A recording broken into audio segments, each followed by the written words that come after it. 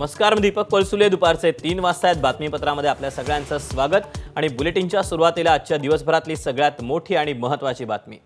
मंत्री माणिकराव कोकाटेंवर अटकेची टांगती तलवार आहे. कोणत्याही क्षणी कोकाटेंना अटक होऊ शकते. कोकाटेंविरोधात अटक वॉरंट जारी करण्यात आले. त्यानंतर माणिकराव कोकाटेंनी उच्च न्यायालयात धाव घेतली. उद्याच तातडीची सुनावणी घेऊन शिक्षेवर स्थगिती आणावी अशी मागणी कोकाटेंच्या वतीनं करण्यात आली. दरम्यान सध्या माणिकराव कोकाटे यांच्यावर लीलावती रुग्णालयात उपचार सुरू आहेत. सत्र न्यायालयाच्या निर्णयाविरोधात कोकाटेंनी उच्च न्यायालयात याचिका दाखल केली. कोर्टाकडून दिलासा न मिळाल्यास कोकाटेंना मंत्रिपदाचा राजीनामा द्यावा लागणार आहे. हायकोर्टाचा निर्णय येत नाही तोपर्यंत कोकाटेंना पक्षाकडून दिलासा असल्याची सूत्रांची माहिती आहे. माणिकराव कोकाटे मंत्री यांच्या विरुद्ध अटकेचे आदेश पारित झालेले आहेत.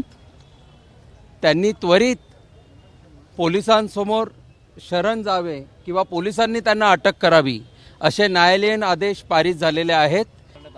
हो, आता लोकप्रतिनिधी कायद्या अन्वये 2 वर्षांची शिक्षा जर झाली असेल तर त्वरित आमदारकी रद्द होते. त्यानुसार आमदारकी रद्द होणे आणि नैतिकतेच्या मुद्द्यावर मंत्रिपदाचा राजीनामा देणे हे क्रमप्राप्त आहे. तर देवेंद्र फडणवीस साहेबांना आपल्या सर्वांच्या वतीने मी नम्र आवाहन करतो की आता तरी कमीत कमी आता तरी राजीनामा घ्यावा व कायद्याचे राज्य आहे याची प्रचिती देण्यात यावी. आता आम्ही बघा याच्यासाठी वेळ मागितला होता की ते आता हॉस्पिटलमध्ये ॲडमिट आहेत लीलावतीमध्ये. तर ऑन ह्युमॅनिटेरियन ग्राउंड एक 4 दिवस सरेंडरसाठी आम्हाला मिळावे असा आमचा अर्ज होता. तर तो अर्ज कोर्टाने नामंजूर केला.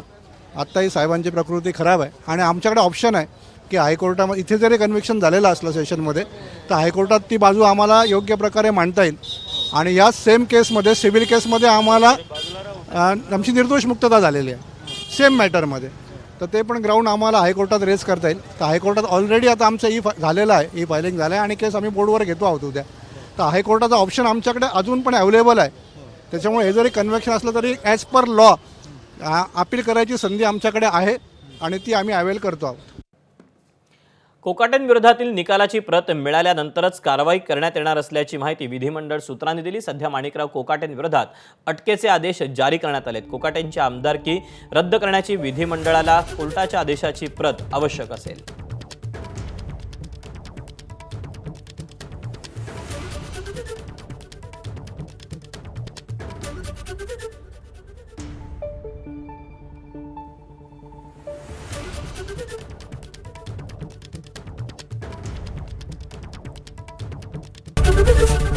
एबीपी माझा, उघडा डोळे बघा नीट.